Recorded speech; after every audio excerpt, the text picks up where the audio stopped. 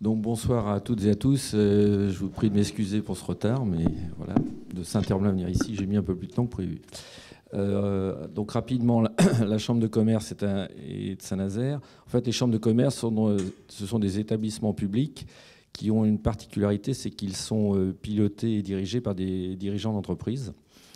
Nos missions, en fait, c'est à la fois d'aider les entreprises dans toutes leurs approches administratives, juridiques, etc., en termes soit de création, soit de reprise d'entreprise. C'est aussi de leur apporter toute l'expertise de toutes les équipes sur les volets paramètres économiques. Grâce à tout un tas d'études qui sont faites. Ce sont aussi des missions de représentativité en tant qu'établissement public. Représentativité à la fois au sein de toutes les instances politiques et économiques, que ce soit Nantes Métropole, que ce soit les sociétés d'équipement, Laurent, enfin un certain nombre d'établissements comme cela, auxquels on apporte notre contribution sur la partie, je dirais, économique. Et puis une autre vocation qui n'est pas des moindres, c'est aussi au niveau de la formation, puisque la chambre de commerce, enfin les chambres de commerce sont aussi partie intégrante de formation à la fois en alternance ou pour la formation des apprentis par des CFA, des centres de formation des apprentis, et puis aussi un certain nombre d'écoles, dont certaines grandes écoles connues, Sciences Com, Audencia, etc. Donc voilà à peu près les grandes missions des chambres de commerce. Alors, pour ce débat, on avait donc présenté un PowerPoint. L'activité en bord de Loire. Donc l'activité en bord de Loire, c'est pas très nouveau évidemment, puisque dans les temps très reculés, quand on prend les anciennes cartes, en fait, les premières activités, enfin les premières implantations étaient liées à des activités, puisque la Loire abritait dans ses nombreux bras à l'époque des lieux où les bateaux pouvaient venir ou se protéger des éléments ou des climatiques ou des invasions et où irriguer aussi le territoire interne, donc au niveau économique, puisque c'était aussi un lieu d'échange. C'est comme ça que se sont créés les ports, tant à Nantes qu'à Saint-Nazaire-Montois, enfin à remonter. Aujourd'hui, je dirais, il faut concilier, enfin aujourd'hui, puis pas forcément qu'aujourd'hui, déjà depuis un petit moment, il faut concilier en fait les différents usages, les fonctions qui sont nombreuses sur la Loire. On a les fonctions économiques, on a les fonctions récréatives, on a les fonctions environnementales, et puis il faut aussi en imaginer de nouvelles, avec des notions de transport, les notions d'énergie, les notions d'autisme. En fait, on a une chance importante d'être une ville d'eau et d'être traversée par un fleuve. Maintenant, voilà, c'est l'enjeu du grand débat. On fait quoi quand on a dit ça ? Je pense qu'on peut passer au prochain. Voilà. Là, on vous a mis une carte sur l'activité économique. Alors, je suis désolé, de loin, ça ne va peut-être pas se voir beaucoup. Vous avez ici les polarités d'emploi autour de Nantes. Donc, vous voyez que la localisation autour de Nantes Métropole, la localisation des emplois, on va la retrouver évidemment dans les secteurs économiques que vous retrouvez qui sont beaucoup sur la périphérie. Ça ne surprendra à personne. Mais on se rend compte aussi qu'en centralité, par exemple, sur Nantes Centre, on a quand même 40 000 emplois, dont 14 000 qui sont dans l'hypercentre. Et puis, sur le vecteur estuaire, on y reviendra, on a 12 000 emplois. Donc, l'économie sur Nantes Métropole, c'est pas neutre, c'est pas rien. Et c'est un des vecteurs clés d'attractivité de notre ville. Quelques chiffres, sans vouloir vous encombrer avec les chiffres.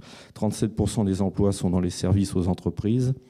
32% dans les commerces, restauration, hôtellerie, 15% dans l'industrie, 8% dans le commerce de gros et 8% dans le BTP. Voilà à peu près l'organisation de l'économie sur Nantes Métropole. Bon, l'économie est bien sûr tirée par le tertiaire, c'est évident, c'est ça qui est peut-être le plus visuel aujourd'hui. Mais ça repose quand même, et c'est ce qui fait la force de notre territoire, c'est que ça repose quand même sur de la multi-activité. On n'est pas monoproduit ici à Nantes. Sans vouloir faire de comparaison aux trans, mais enfin, quand on prend la région toulousaine, par exemple, on est très, très axé sur tout ce qui est aéronautique. Et en dehors de l'aéronautique, on voit bien que les pourcentages s'effondrent assez vite, ce qui n'est pas du tout notre cas dans notre région. Bon, après, on a d'autres vecteurs, comme la qualité de vie. Je crois que tout le monde la connaît, l'apprécie, que ce soit à Nantes Métropole, mais aussi aux alentours et jusqu'à la côte, par exemple. Et puis, on a aussi... nos prédécesseurs ont eu la bonne idée de vouloir doper Nantes Métropole de recherche et d'enseignement supérieur. Et on l'a vu déjà depuis une vingtaine d'années, où on a un nombre d'écoles au-delà du bac qui sont venues se greffer à Nantes. Et ça amène évidemment une dynamique, à la fois avec des jeunes qui viennent, à qui on peut... les entreprises cherchent aussi ce genre d'avoir des établissements supérieurs à proximité pour la recherche, pour le développement, et puis pour tout simplement puiser et avoir de l'emploi formé à côté de chez eux. Le grand enjeu pour nous, au niveau de Nantes Métropole, c'est bien de garder une ville avec un secteur économique fort, présent, à peu près, tout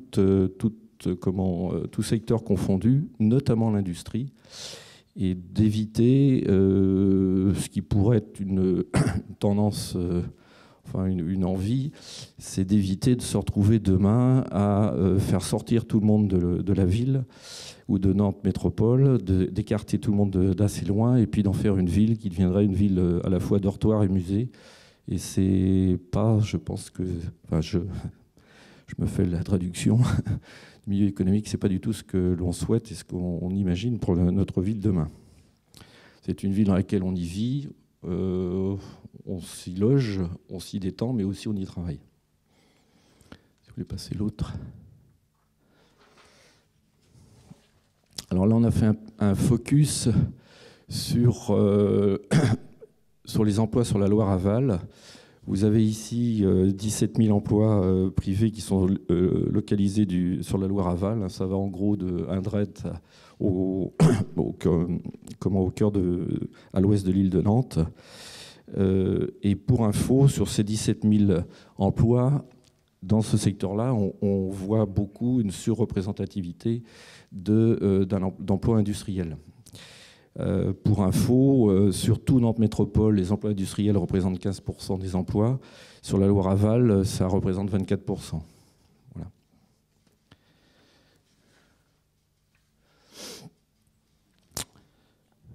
Alors, les lieux historiques d'activité économique, vous les connaissez, hein, quand on reprend justement de Laval et à remonter, hein, on a... des CNS, on a la zone industrielle lourde de Saint-Herblain, on a Arcelor qu'on retrouve sur Bassindre, on a le Bas-Chantenay, l'espace de Cheviré et puis Roche-Maurice. Ce que l'on souhaite aujourd'hui, c'est qu'on puisse conforter ces espaces économiques et industriels. Comme je vous le disais, c'est pour garder l'économie évidemment au cœur de l'agglomération. Pour éviter un desserrement et puis un exode massif de toute cette économie qui pourrait partir en dehors de la métropole, avec toutes les contraintes adossées, des flux de circulation, des dissociations entre justement le logement et le travail. Pour assurer la pérennité de tout ça, faut bien avoir en tête la difficulté de reconstruire ailleurs aujourd'hui. Qu'on est aussi donc ça devient de plus en plus compliqué parce que contraintes urbanistiques, contraintes environnementales. Donc ça, c'est un point clé. Deuxième sujet, c'est que les fonciers ne sont pas extensibles, on veut reconstruire la ville sur elle-même. Donc raison de plus pour que les lieux où on a l'économie, eh bien, qu'est-ce qu'on en fait, mais surtout que ce ne soit pas balayé d'un revers de manche en disant chic, allez, on les met dehors et on met de l'habitat et tout va bien. Et puis, c'est de se dire que les décisions, quand elles vont être prises, quelque part, elles seront irréversibles, quoi. C'est-à-dire que quand on va muter d'une manière ou d'une autre, alors muter pour nous en remutant en économie, mais les décisions qui vont être prises vont enclencher pour très longtemps des nouvelles urbanités. Et il ne faut donc pas perdre ça à l'esprit. Ce que l'on souhaite, c'est toujours garder cette diversité de l'économie et pas seulement non plus de faire du tertiaire. J'y reviendrai tout à l'heure, peut-être sur un secteur comme le Bas-Chantenay. Alors, certaines entreprises ont besoin de bouger, très bien, pas de problème. Donc, elles se déplacent parce qu'elles ont besoin de plus d'espace, parce qu'elles ont des contraintes qui sont plus lourdes, leur métier évolue, etc. Donc, bon, pas de problème. OK, mais à condition que on réponde à ces cas-là, mais qu'on n'en fasse pas une espèce de règle en se disant bon, ben, lui il se déplace, donc celui qui est à côté va se déplacer, et ainsi de suite, et on sort tout le monde au fur et à mesure. Il faut aussi qu'on puisse, donc pour ceux qui veulent se déplacer, il n'y a pas trop de sujets, mais qu'est-ce qu'on fait de leur site? Donc c'est là qu'on dit attention, gardons de l'économie. Et puis il y a ceux qui sont dans la ville, hein, je parle de la ville, hein, au secteur Nantes Métropole au sens large, et qui eux ont besoin aussi de s'adapter, de bouger, adapter leur outil, mais qui n'ont pas forcément envie de bouger pour plein de raisons, l'emploi de proximité, leur localisation, etc. Ou de déplacer, c'est très compliqué. Et donc ceux-là, ici, il faut aussi qu'on leur permette de pouvoir évoluer, parce que évidemment l'activité elle évolue en fonction des marchés, etc. Donc ce que on souhaite, c'est que, quelles que soient les orientations, les décisions, etc., qui seront à prendre, que le monde de l'entreprise, l'économie, soit bien pris en compte et mis dans la boucle de tous ces échanges. Si je reviens à la Chambre de commerce, on a des échanges très réguliers, très nourris avec Nantes Métropole, les services, etc., et ça, c'est plutôt positif. C'est-à-dire qu'on voit bien... Alors, quand je parle de Nantes Métropole, parce que c'est le sujet aujourd'hui, mais juste pour... c'est à peine anecdotique, mais quand on travaille beaucoup, par exemple, sur l'élaboration des PLU. En tant qu'établissement public, on est systématiquement appelé dès le départ, dès qu'il y a une modification de PLU, et on nous demande notre regard, notre avis, etc. Et on a des gens très compétents, dont un ici qui est dans la salle, Erwan. Donc ça, on sait très bien faire. Bon, on a évité, par exemple... dans des secteurs comme Valette, Clisson et je vous dirais ailleurs, on a évité que des entreprises se retrouvent à la porte, mais dans peu de temps, parce qu'il y a des gens qui n'ont pas forcément intégré les paramètres, l'entreprise n'était pas au courant non plus, et la façon dont ça allait se procéder, on pouvait virer les entreprises dans quelques années, dans les petites années, ce qui posait des problèmes importants. Il y a des emplois derrière tout ça, etc. Donc voilà, c'est aussi ça le rôle de nos chambres, c'est de pouvoir faire de l'interaction avec les élus. Et ça s'est bien passé, il n'y a pas de problème. C'est qu'il faut se parler, il faut se comprendre, il faut intégrer les paramètres que tout le monde ne peut pas tout voir. On peut repasser après. Alors, si on revient au fleuve avec les activités sur le fleuve, l'une des premières activités, on peut parler, c'est du transport des marchandises. Alors, il y a plusieurs façons de voir les choses. Il y a toujours évidemment l'activité historique du port en lui-même. Mais enfin, faut quand même dire les choses. Hein, l'activité, elle est quand même très marginale aujourd'hui. C'est à peu près 8% des trafics totaux. Donc, autant dire pratiquement rien. Ça s'appuie sur des infrastructures historiques, hein, les silos céréaliers, le Cheviré, le port à bois, qui viennent compléter en fait des flux qui sont plus maintenant en aval, le Montoire et le port de Saint-Nazaire. Alors, il y a une idée aussi, c'est d'envisager de la logistique fluviale. Alors, il y a déjà eu des expériences, par exemple, de ce qu'on appelle du barging, c'est-à-dire d'essayer de faire passer du tronçon, par exemple, d'Airbus, entre l'usine de Bouguenais et puis l'aéroport de Montoire, qui permet au Beluga de renvoyer tout ça en montage sur Toulouse. En fait, ça a été lancé en 2009, et puis on s'est rendu compte que ce n'était pas très concluant, pour plusieurs raisons. D'abord, il y a la grande concurrence du trafic routier, et ça, contre ça, c'est quand même un peu difficile. Il y a des distances qui sont un peu petites pour ce genre de choses, donc on a les problèmes de rupture de charge. Il faut charger, emmener, décharger, recharger, ainsi de suite. Et ça pénalise le transport, et puis des volumes insuffisants, parce que ça démarrait, mais il y avait en fin de compte que ce sujet, il n'y en avait pas forcément d'autres. Faut quand même continuer à réfléchir, parce qu'il peut y avoir, ça reste un des moyens intéressants, notamment pour des éléments de volume plus importants, volume plus XXL, et l'histoire d'Airbus, on ne sait pas, qui évolue régulièrement, peut nous amener à réfléchir sur cette solution pour acheminer en toute sécurité. D'autres contraintes, c'est les délais d'acheminement. Là encore, quand vous comparez par rapport à la route, c'est pas la même chose. Il faut à peu près 3 heures entre les deux, alors que par la route, il faut beaucoup moins de temps que ça. Et puis, après, d'autres éléments comme équilibrer les allers-retours, on fait en aller, mais on fait un retour à vide, ainsi de suite. Alors, peut-être il y a des perspectives intéressantes, c'est par exemple sur le transport de déchets, en se disant que là, on a quand même une voie d'eau qui est libre, globalement.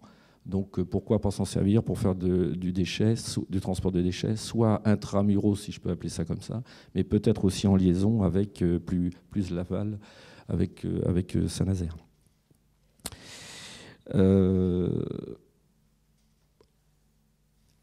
Un point sur lequel on réfléchit, on commence à bien réfléchir, c'est aussi la notion de la logistique urbaine, c'est-à-dire la logistique dite du dernier kilomètre. Plus ça va, plus le citoyen commande par exemple par Internet, donc ça c'est bien joli, mais il faut bien faire venir tous les produits. On ne peut pas faire venir des smirmorques au milieu de la ville, c'est pas possible. Donc l'idée, c'est de se dire, mais il faut quand même qu'on le rapproche le plus proche possible de cette ville. Donc l'idée, ce serait peut-être de se dire, on rapproche ça soit du Bas-Chantenay, soit de Cheviré, etc. Et puis après, on a de la redistribution, on va dire, vers chez vous. Alors, il y a toujours la solution du triporteur, du véhicule électrique, etc., qui restera certainement l'une des grandes solutions. Mais il peut y avoir aussi des déplacements de flux plus intermédiaires, justement, qui pourraient se faire par le biais de la Loire. Ça nous amène aussi à dire que ça veut dire qu'à titre conservatoire, il faut sans doute qu'on garde un certain nombre de rives, de manière là aussi à ce qu'on ne rende pas tout ça essentiellement espace de circulation de loisirs, mais qu'on pense bien qu'il y a des endroits où il faudra bien qu'on fonctionne au niveau industrie. Il y a un autre volet, c'est évidemment le transport des personnes. Il y a une expérience qui marche bien, c'est le Navibus, là, donc, qui vient entre le quai de la Fosse, voire la chambre de commerce à peu près où nous sommes, et puis Trente-Mou. Et on peut imaginer que demain, avec cette ville qui va avoir une centralité beaucoup plus élargie, qu'on ait des distributions qui puissent se faire d'une manière beaucoup plus présente et plus continue par le biais du fleuve, surtout quand, j'anticipe un peu, mais quand on va reparler de centralité, la centralité, c'est pas la centralité aujourd'hui, cœur de ville de Nantes, Petite Hollande et puis l'île de Nantes. C'est aussi de l'autre côté sud, ce qu'on appelle aujourd'hui la ZAC des îles, donc le côté rosé. En fait, notre ville, elle n'a pas 2 rives, elle en a 4 qu'il va falloir traiter. Et quelque part, on ne sait pas si c'est l'île de Nantes qui viendra le cœur de ville, mais enfin, quelque part entre la ZAC des îles, l'île de Nantes et puis le cœur historique, voilà, ça va être ça la centralité sans doute, si on prend l'échelle des 24 communes. Auquel cas, quand on raisonne comme ça, on se dit que les flux, etc., vont devenir vraiment internes. Et ce fleuve-là, on a 2 grands bras. Voilà, on pourra certainement s'en servir pour passer, parce qu'il va y avoir des quartiers beaucoup plus développés, et puis pour irriguer, puisqu'on ne va pas faire des ponts tous les 100 mètres. C'est pas possible. Et donc, il va bien falloir qu'on passe d'une rive à l'autre par des biais un peu différents. Avec un peu de prospective, là, je rejoins un peu, moi, mon métier. On se dit aussi qu'on raisonne au niveau de la Loire, on raisonne sur le dessus, on raisonne sur ses rives, mais il faudrait qu'on pense aussi au-dessous. Je pense notamment l'avantage et quelquefois l'inconvénient de notre rivière, de notre fleuve, pardon, excusez-moi, c'est le courant. Donc on peut très bien imaginer demain, puisque Nantes veut être, on va avoir notre Green Week, on a été capitale verte, etc. Et puis on veut beaucoup avancer là-dedans, et c'est une très bonne chose. On peut très bien imaginer, j'en sais rien, on a des hydroliennes que Alstom, qui est à côté, qui est maintenant dans notre région, qui sont en train de tester dans l'océan, enfin en mer du Nord, enfin en Manche, par exemple. Eh bien, on peut très bien imaginer qu'on ait ça aussi au fond de l'eau, et puis qu'avec ça, on puisse produire de l'énergie pour des quartiers ou des portions de quartiers. Pareil sur des prises d'eau. Au fond de l'eau, on a des températures qui sont relativement constantes et on peut très bien imaginer d'aller pomper de l'eau et puis de nous en servir pour rafraîchir, pour faire en sorte qu'on ait un écart de température plus faible, si on veut, si je peux m'exprimer ainsi, pour à la fois ou chauffer ou rafraîchir les futurs bâtiments. Donc peut-être penser aussi à ça, que la Loire, elle peut, à elle toute seule, elle peut nous servir.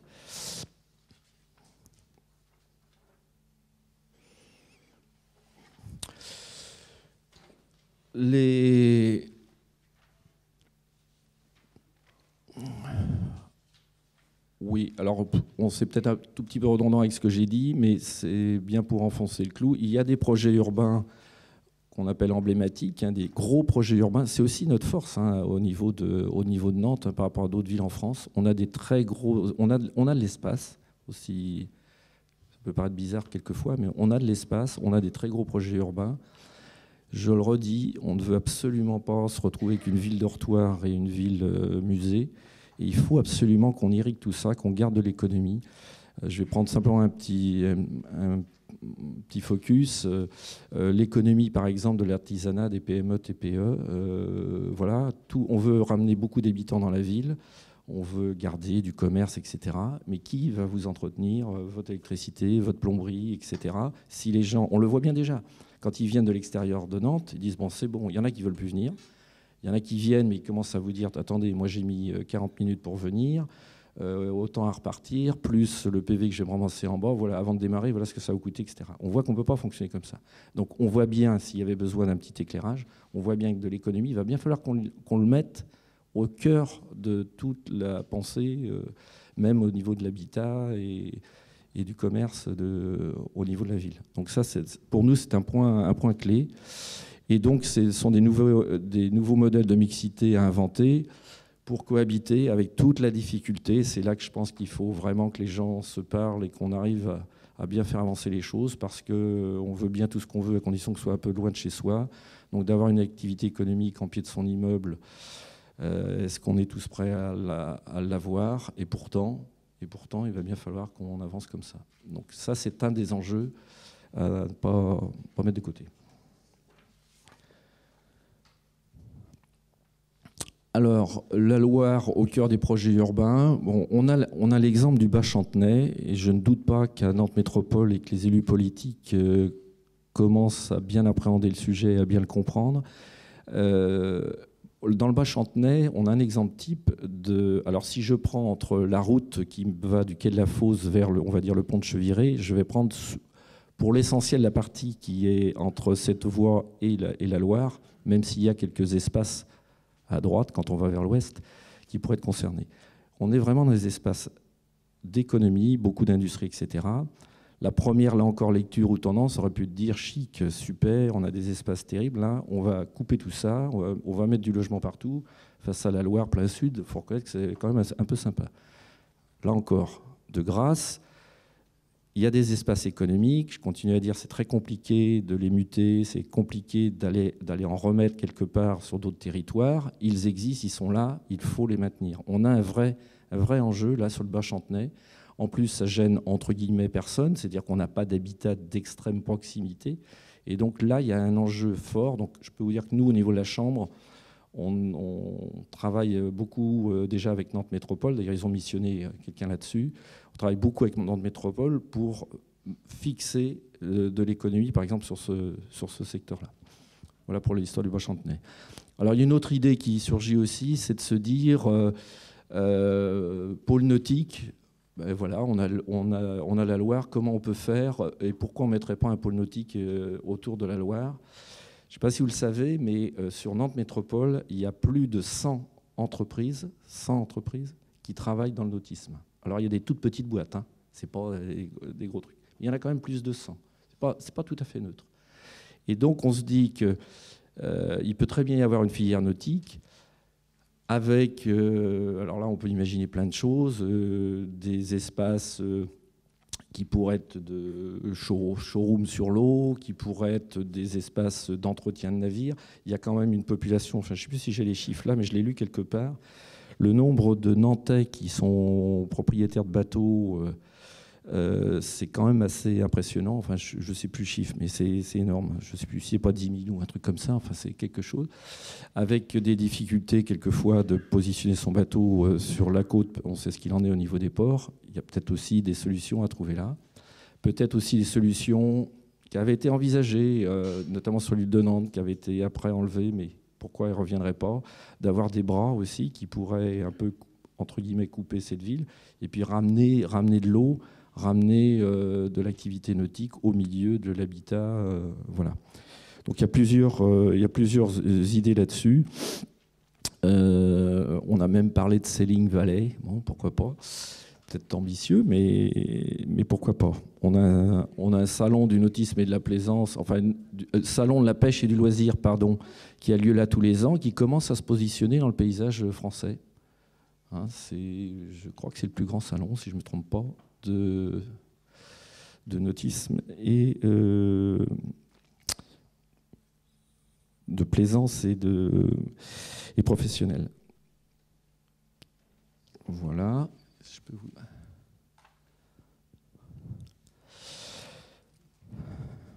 Alors, là, on revient un petit peu sur ce que je commençais à esquisser tout à l'heure. La Loire comme élément d'attractivité métropolitaine, qui va nous permettre, enfin, ça nous permet d'agrandir le centre-ville nantais. Comme je vous disais, on a en fin de compte 4 rives. En gros, le secteur central de Nantes, eh bien, va du secteur historique en englobant l'île de Nantes, va déborder largement sur la ZAC des Îles. ZAC des Îles, je sais que les élus sont en plein là-dessus, ils ont aussi missionné un cabinet.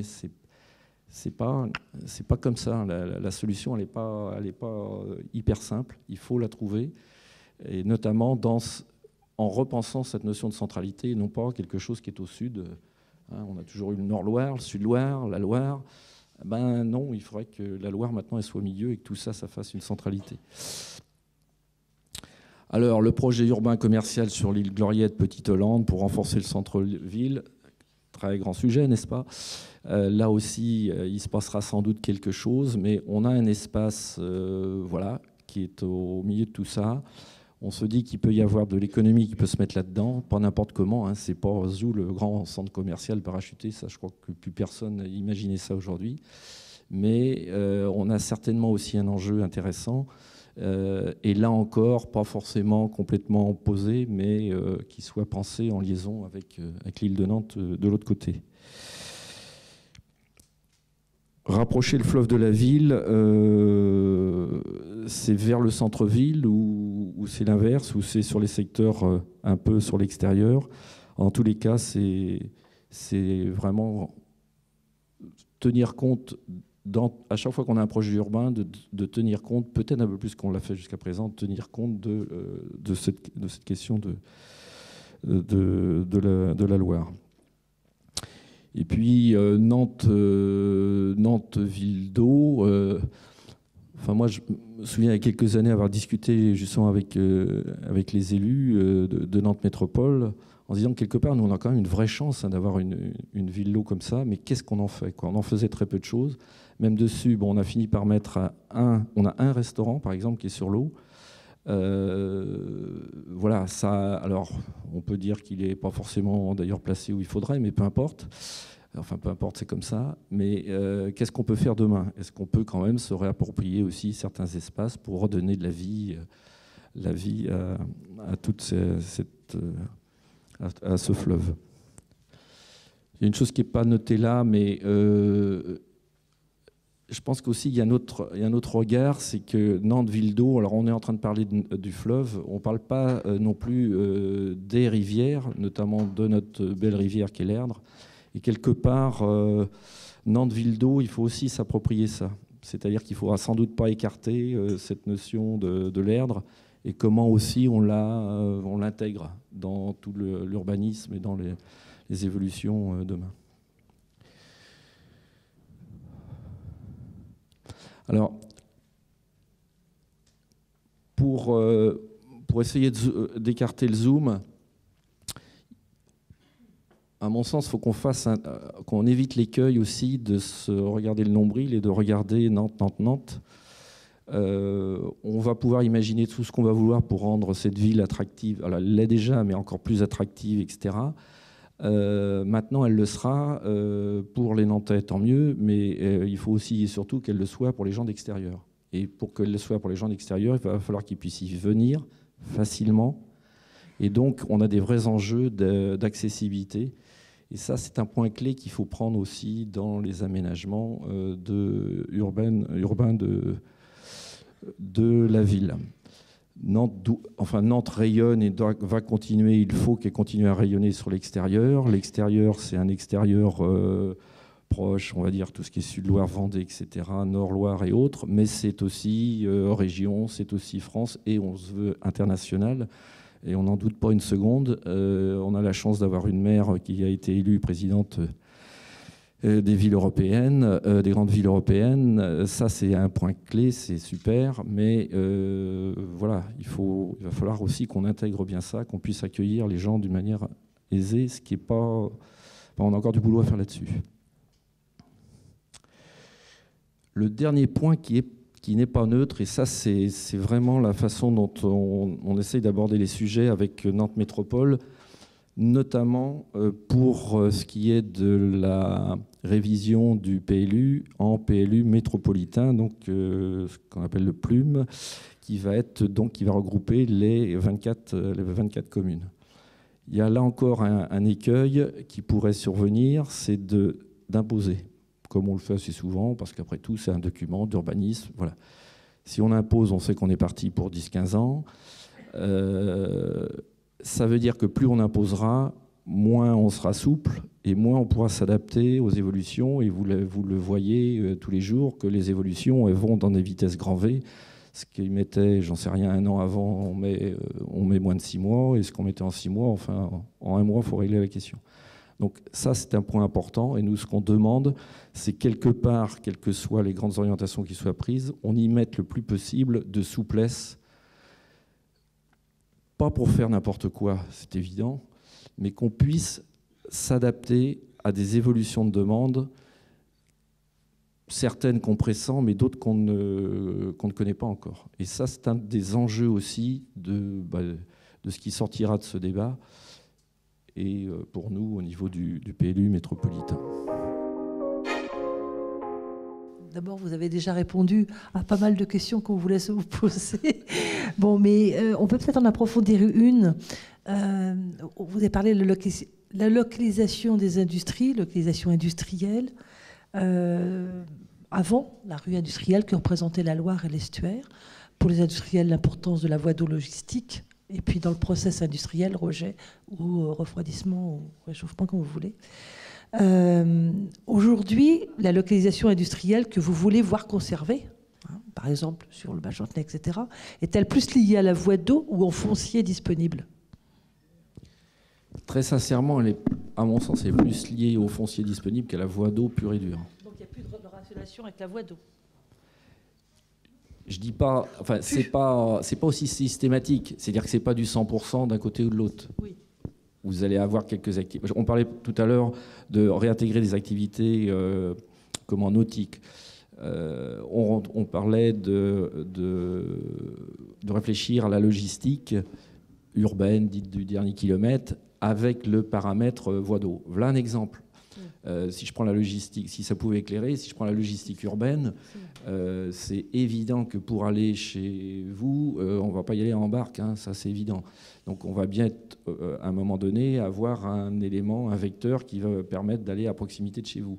Maintenant, pour d'autres flux plus intermédiaires, la voie d'eau peut être particulièrement intéressante. Enfin, j'en sais rien, moi, les plateformes, les grosses plateformes, elles peuvent être du côté de Montoire ou j'en sais rien, et on peut très bien amener ça en cœur de ville à Cheviré ou au Bois-Chantenay. Et de là, on va repartir. Donc vous voyez que c'est pas... Bon, je prends cet exemple-là, mais on a d'autres industries qui sont, par exemple, je prends le Bois-Chantenay, mais je ne veux pas non plus me focaliser sur ce secteur, qui n'ont pas forcément besoin de l'eau aussi. Mais ce qui est important, c'est que si on veut les maintenir, admettons qu'on dise c'est pas là, on les met ailleurs, ok, mais on va les mettre où? On va quand même pas les mettre au milieu de l'habitat, enfin ça va être impensable, personne ne va vouloir de ça. On n'a pas d'espace disponible partout, sauf à faire du diffus, et donc on voit bien qu'on a des espaces comme ça qui ont une vraie vocation économique. Alors l'eau là-dedans, elle en aura une part. Pas forcément tout. Mais il suffit, entre guillemets, de mettre en boraquet des usages qui ont besoin de l'eau, et puis de mettre en deuxième plan des usages qui en ont pas ou peu besoin. Je ne sais pas si je réponds. Une autre question, vous parliez tout à l'heure du Plume. Nantes Métropole a lancé la concertation hier soir pour 3 ans. Vous parliez d'assouplissement. Est-ce que vous pouvez rentrer un peu plus dans le détail de ce que vous imaginez comme forme d'assouplissement au niveau du Plume, version CCI ? Les assouplissements, ça peut être sur des règles urbanistiques toutes bêtes, des questions de hauteur, des questions de densité, des questions de... Comment je vais vous dire ça? Par exemple, j'ai un exemple en tête.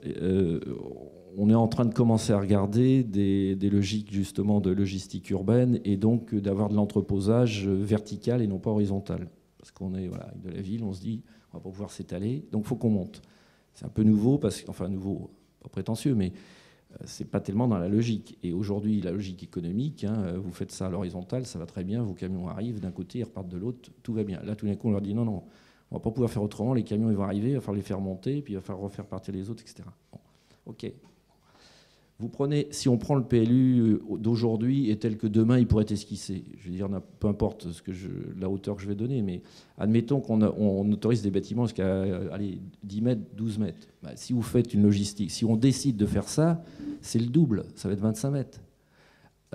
Si vous avez un PLU qui est figé, je vais vous dire, on va ramer pour arriver à faire passer un dossier comme ça. Donc voilà un exemple. Je vous prends le Bois-Chantenay, mais je ne veux pas non plus faire que ça, mais admettons que ce soit là, il faut peut-être dire que... alors moi, je ne suis pas juriste, mais il faut se donner la possibilité de se dire que la hauteur, elle peut varier. Là encore, ce n'est pas de laisser faire n'importe quoi, et parce qu'il y en a un qui a envie de faire un bâtiment de 25 mètres pour je ne sais quelle raison, fais ce que tu veux, mon gars.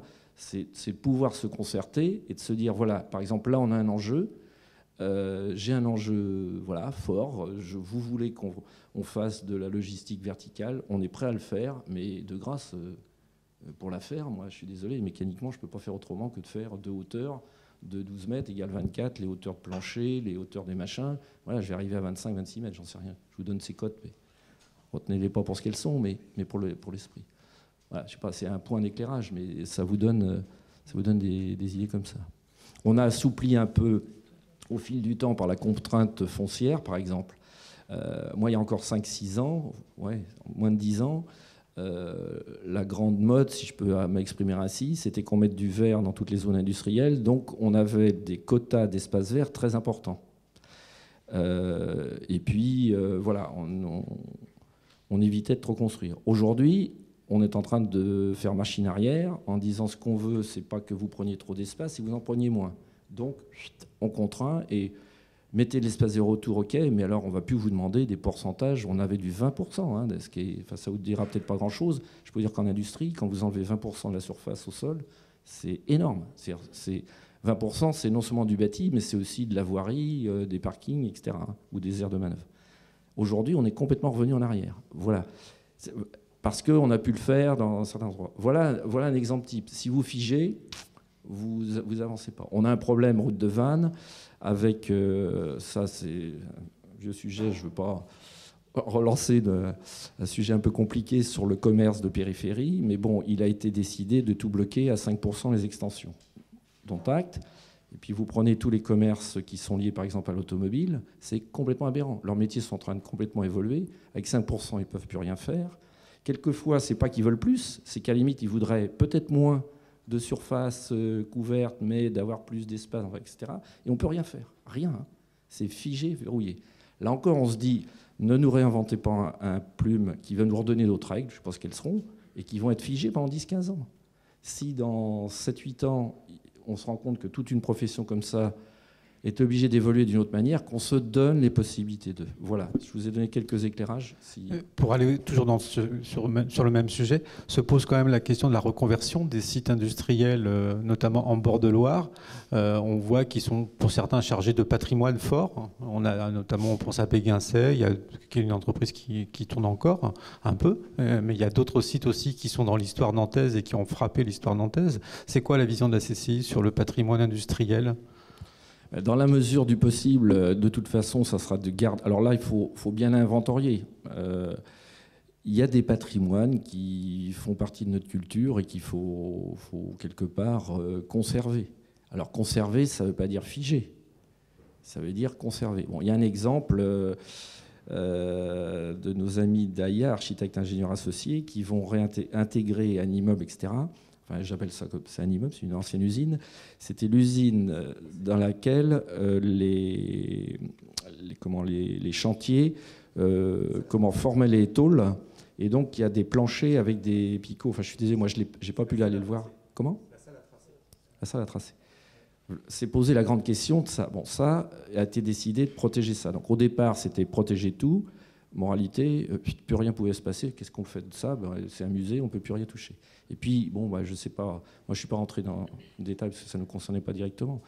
Mais il y a eu un travail de fond qui a été fait et en fait, on va bien pouvoir installer un des fleurons d'ingénierie mondiale qui est à Nantes. Je suis en train de leur faire de la pub, mes concurrents. Mais ils vont bien réussir à s'installer là et ils ont trouvé un compromis entre les deux, entre garder en partie tout ce bel ouvrage pour qu'on puisse le montrer, puis quand même muter et en faire un autre usage. Donc c'est du difficile équilibre. On a le cas de Cap 44, l'immeuble qui est au bout du quai de la Fosse, vous voyez, après la chambre de commerce sur la gauche. Alors quand on le voit, excusez-moi d'extérieur, pas top. Hein. Par contre, quand on le désosse un peu, c'est très beau, c'est du fin 19e, si je ne me trompe pas, avec une structure béton armé, très originale du confrère de Fraissinet, enfin bref. Donc c'est un truc top. L'enjeu pour l'instant, enfin je pense que ça va aller jusqu'au bout comme ça, l'enjeu c'est de dire on conserve cette structure, enfin on ne va pas foutre ça par terre. Donc on va la désosser parce que de toute façon les façades entre nous, elles n'ont pas aucun intérêt. Par contre, ok, voilà les paramètres. Vous voyez, c'est des sujets comme ça. Mais là encore, si on figeait tout par le haut en disant, je ne sais pas, allez, par le plume ou je ne sais pas quoi, ça sera comme ça et pas autrement, si vous voulez mon avis, dans 10 ans, vous le verrez dans le même état, le bâtiment. Par contre, si on se donne de la souplesse, mais avec intelligence, là encore, il ne faut pas être... c'est pas blanc-noir, c'est pas le bon, le gentil, le méchant ou je sais pas quoi. C'est de se dire, ayons de la concertation, qu'est-ce qu'on peut faire, qu'est-ce qu'on veut garder, comment on peut le faire, et puis comment on peut quand même continuer à muter et à vivre. Voilà, je sais pas si... La dernière question. Alors, comme beaucoup d'internautes et de contributeurs au débat, dont on reçoit les écrits, demain, j'ai un projet économique autour ou sur la Loire. Comment la CCI peut-elle me soutenir ou m'accompagner concrètement ? Pour prolonger la question de Martine, on a vu sur le site internet beaucoup de gens qui ont des idées sur des activités de transport, de livraison avec la Loire, que vous avez évoqué vous, mais qui sont vraiment ressortis sur le thème notamment des pratiques et des usages sur la première phase du grand débat, quoi. D'accord. Bon, alors, je dirais que c'est notre vocation première à la Chambre de commerce, c'est d'accompagner les entreprises dans leurs projets versus économie. Donc, premier sujet, pour un peu non-sujet, c'est évident qu'on les reçoit et qu'on regarde. Après, c'est sans doute de leur amener peut-être des paramètres qui n'ont pas d'études de marché, d'études de paramètres urbanistiques, contraintes liées à certains sites, etc. C'est tout à ce niveau-là qu'on peut les accompagner. Après, quand tout ça s'est dégrossi, je veux dire qu'après, c'est pas la Chambre de commerce qui va faire l'étude du dossier, qui va déposer le permis, etc. Mais ce qu'il faut, c'est que, enfin, on sera là de toute façon en facilitateur. Oui. Tout ce qui peut faire avancer les choses, et notamment, évidemment, en termes d'économie, moi, je peux vous dire, enfin, je m'avance très facilement. On est là vraiment pour faire en sorte que ça avance. Et tant mieux s'il y a des gens qui ont des projets économiques sur notre métropole. Bravo, bravo. Si les informations de la CCI peuvent être données dans le cadre du grand débat et que ça permettrait aux internautes de trouver des réponses, on les accueille volontiers sur le site du grand débat, notamment pour les donner. On peut vous faire une synthèse, on vous fera une synthèse. On vous fera une synthèse. Ça rendra service à beaucoup d'internautes. Okay.